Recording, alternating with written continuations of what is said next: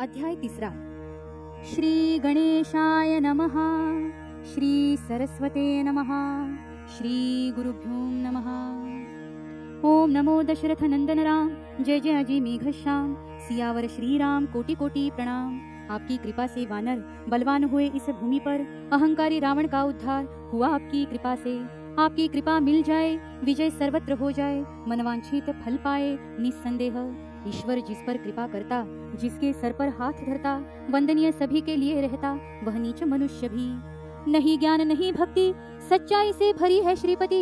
शोचनीय है मेरी स्थिति, स्वीकार मुझे कीजिए। आपसे प्रभु इस जग में नहीं कोई श्रेष्ठ, सच में आपकी कृपा के सुख में उद्धार मेरा हो। मैं तो हूँ निमित्त प्रभुवर, वर्तमान स्थिति जानकर बोध मेरे मुख करवाकर जड़मुड़ों को तारते। अनंत वर्षों पूर्व की कथा उसकी कहता हूँ गाथा। पद्म पुराण में रची सुनाता वृत्रासुर की। उलस्त ऋषि हुए महान, उन्होंने की भीष्म से कथन। विशाल है इसका वर्णन दानव वृत्रासुर का। यहाँ संक्षिप्त में कहेंगे, नहीं रचना बढ़ाएंगे, केवल मर्म जानेंगे इस कथा का। काल था वो सतयुग का, देव एवं दानवों का। जोर चलता राक्षसों का, परेशान करते देवों को। दानवों को था अहंकार, हमेशा रहते युद्ध को तैयार। हाथी जैसा बल अपार रहता दानवों के शरीर। समुदाय कालिया नाम का था उन राक्षसों का। वृत्रासुर राजा उनका महापराक्रमी। इस राक्षस समुदाय द्वारा देवलोक परेशान था सारा। इंद्र को सिंहासन से उतारा कई बार, तकलीफ होती बार बार। देवताओं ने किया विचार, ब्रह्मा जी की शरण इस बार लेकर मार्ग पूछेंगे। सारे देवता आए शरण, पकड़े ब्रह्मा जी के चरण। इस घोर आपदा से भगवान बचाइए हमें। ब्रह्मदेव कहे देवों से, मत घबराइए दानवों से। मुक्ति पाना है आपदों से, इसमें नहीं संदेह। उपाय एक है इस पर, जाए स्थानेश्वर तीर्थ पर। वहाँ है दधीजी मुनीश्वर, उनकी सहायता ले। आप सभी देव मिलकर विनती करिए हाथ जोड़कर। उनकी अस्थियां भिक्षा में पाकर सफल कीजिए वृत्रासुर वध। वो है दयालु अपार, ना करेंगे आपका तिरस्कार। देवताओं की सहायता से इनकार नहीं करेंगे कभी।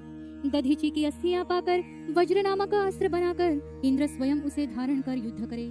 तपस्वी दधीची की कहानी सुंदर, आप सभी सुनिए ध्यान देकर। राजा शूप को करके चरण प्रहार कैसे प्रताड़ित किया। शूप मेरा मानस पुत्र, वैसे ही दधीची का प्रिय मित्र। सभी देवों के कृपा का पात्र, ऐसा पराक्रमी यह राजा। दोनों के बीच हुआ विवाद, किसका ऊंचा कद, ब्राह्मण या क्षत्रिय का पद। इस कारण से विवाद पहुंचा चरम सीमा पर। राजा द्वारा अपमानित होकर क्रोध से किया मुष्टि प्रहार ऋषि दधी ने। राजा गिर पड़ा धरती पर, पैरों से किया अनेक प्रहार। अपमान कर रहा बारंबार दधी शूप का। राजा उठा क्रोध में आकर, अस्त्र से वार किया दधीची पर। एक ही घाव कर ऋषि को समाप्त किया।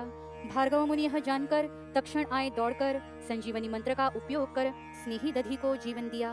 भार्गव कहे दधीची से, आशीर्वाद पाइए शिवजी से। फिर न होगा भय किसी से तुम्हें मृत्यु का। नीलकंठ ने जो दिया मुझे, वह संजीवनी मंत्र देता हूँ तुझे। उस चंद्रशेखर को तुझे प्रसन्न करना होगा। दधीची ने की उपासना घोर, शिवजी को प्रसन्न कर। उसने वरदान पाकर हुआ वज्र समान। नहीं कुछ कठोर वज्र के समान, इसे ना तोड़ सके धातु या पाषाण। पिघलाना या जलाना नहीं आसान अग्नि को भी। ऐसे ये अविनाशी मुनिवर वृत्रासुर वध का माध्यम बनकर करेंगे देवों का उद्धार, अत्याचारों से मुक्त कर। जाओ आप सब मिलकर, पहुँचो उनके दर पर। कहो उन्हें जाकर दुष्कर्म वृत्रासुर के। विदाई हुई सभी देवों की, जानकारी सब हासिल की। महादशा अब नियति की, आरंभ हुई वृत्रासुर की। श्रोताओं अधिक्य किसी भी बात का बनता है कारण नाश का। सृष्टि रखती है ध्यान नियम का विधि लिखित। न करो गर्वाभिमान, ना सामर्थ्य का मैपन। धन संपत्ति संचय कारण बनता अहंकारी। किसी भी चीज की अति करती है भ्रष्ट मति। इसकी प्रबलता ही करवाती अन्याय दूसरों पर। अति जहाँ कुमति वहाँ, ऐसा है प्रचलन यहाँ। इससे जो बोध लेगा यहाँ, उतरेगा पार निस्संदेह। वृत्रासुर की किस्मत का घड़ा भरा पापों का, दधी ऋषि काल उसका बनकर अब आएंगे।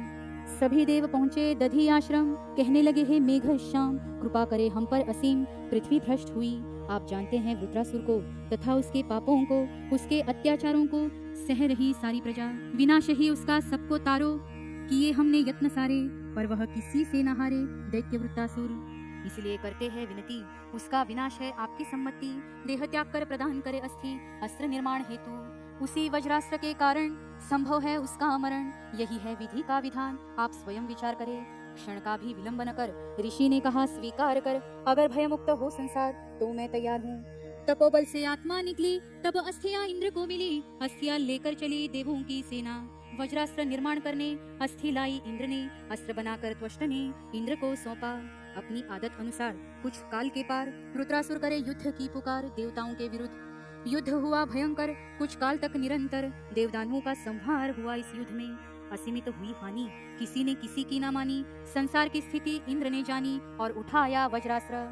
रुद्रासुर एवं इंद्र का युद्ध हुआ दोनों का, कई दिनों और रात्रि का घनघोर। उसका अंतिम समय आया, इंद्र ने अत्याचार गिनाया, अहंकार ने शीश उठाया, किया आक्रमण इंद्र पर। इंद्र ने किया शक्तिशाली प्रहार वज्रास्त्र का असुर पर, मृत हुआ वृत्रासुर रक्त से लथपथ हो। प्रसंग यह बोध करे, संयम से जो आचरण करे, सदा विजय को प्राप्त करे। कितने भी कठिन प्रसंग में संयमी बनो आचरण से, आत्मघात होता उतावलेपन से। कितने ही महान हो बल से, घमंड नहीं उपयोगी। रुद्रासुर को पराक्रम का गर्व था, करूंगा देवों का नाश सर्वथा। इसी अहंकार में उसका नाश हुआ श्रोताओं। इसके विपरीत थी इंद्र की नीति, दानव के आगे ना चले मति। हुई प्रचंड बलशाली प्राप्ति वज्रास्त्र की, फिर भी इंद्र उन्मत्त न हुआ, युद्ध आरंभ स्वयं न किया। जब लाखों का संहार हुआ तब दिया प्रायश्चित। उन्मत्त एवं अहंकारी प्रवृत्ति को नियंत्रण में लाने को कठोर उपायों को करना पड़ता है। प्रसंग है पांडव प्रताप ग्रंथ का, भगवान श्री कृष्ण के आदेश का। वध किया जरासंध का पांडुपुत्र भीम ने। जरासंध भी ऐसा ही उन्मत्त क्रूर जैसे दूसरा यमदूत, उसने किया भयाक्रांत त्रिभुवन को। पाप का घड़ा भर आया, श्री कृष्ण ने सबक सिखाया, जीवन समाप्त करवाया भीम के हाथों से। श्रोताओं पुनः दधीची को याद करे, उनके पद कमलों पे मस्तक धरे। महान तपस्वी योगी को करे साष्टांग दंडवत बारंबार। करने संसार का कल्याण संत रूपे ईश्वर सगुण, शरीर सारा अर्पण करते अपना। ऐसी उदारता की तस्वीर जो है अत्यंत दानवीर, ऐसे नर पृथ्वी पर संतों के अलावा कौन। दधी मुनि उपकारी वीर, महान है वो दानवीर, जीवित रहते दिया शरीर, सुखी करने संसार।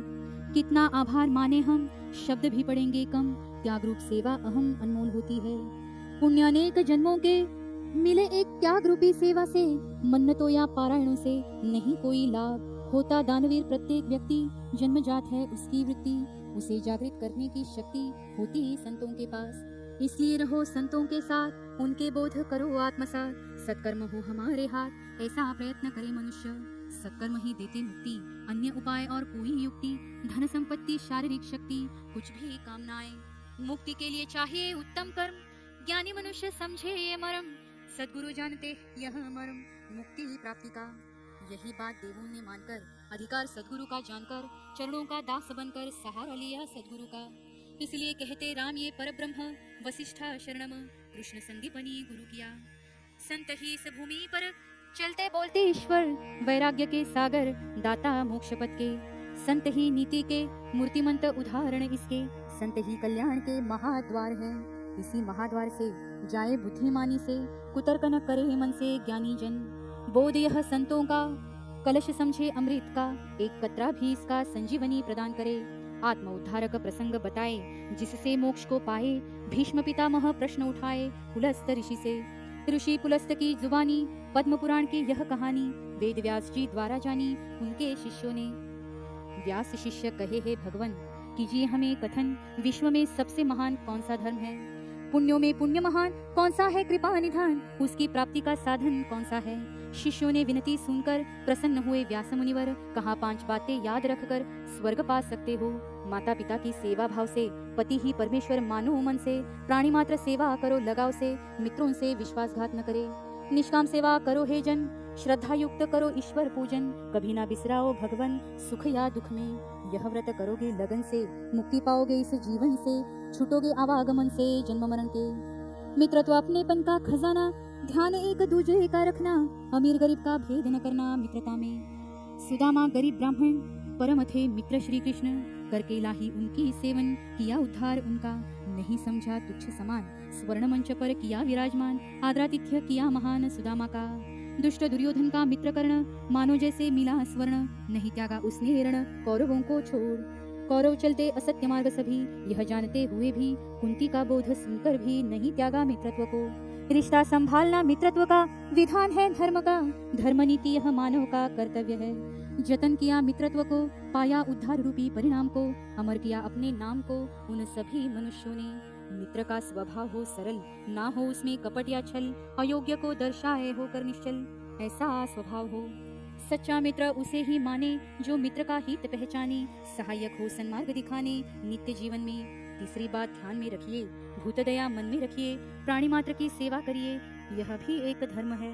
पौराणिक कथा सुनो ध्यान देकर, शिबी राजा के एक चित्त होकर, जिन्होंने अपने प्राण गवाकर की भूत दया।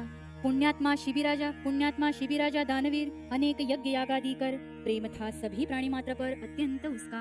99 यज्ञ किए पूरे, 100वां यज्ञ आरंभ करे, अगर यह यज्ञ संपन्न करे तो प्राप्त होगा इंद्रपद। यज्ञ में डालने विघ्न इंद्र ने किया प्रयत्न, स्वयं कबूतर पक्षी बन अग्नि को बाज बनाया। कबूतर आगे लगा उड़ने, बाज लगा पीछे करने, कबूतर अपनी रक्षा करने गया यज्ञ मंडप में। पीछे पीछे बाज आया, कबूतर उससे घबराया, गोद में बैठकर शरण पाया शिबी राजा की।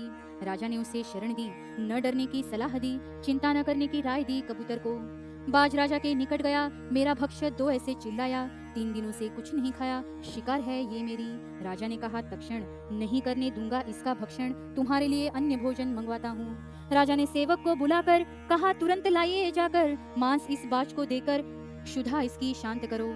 बाज राजा से लगा कहने, मेरा भक्ष्य छिपाया आपने, नीति यह कैसे माने विपरीत आपकी। राजा कहे बाज को, यह आया है मेरी शरण को, अभय देना शरणागत को धर्म है कहता। या तो मेरा भक्ष्य दो, या उतने वजन का अपना मांस दो, वरना मुझे ही मार दो। बाज कहने लगा।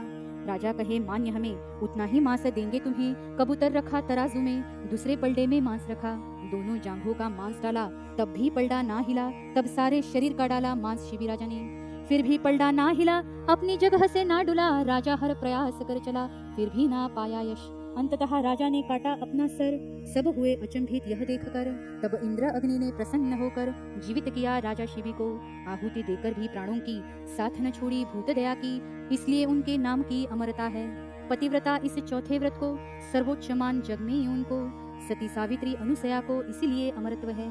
पति ही परमेश्वर ऐसा माने जो नार, उनके पालकों की महानता अपार, पुण्यों से स्वर्गलोक का उससे हो उत्पन्न सुसंस्कृत संतान, उनके घर विराजमान प्रत्यक्ष लक्ष्मी माता।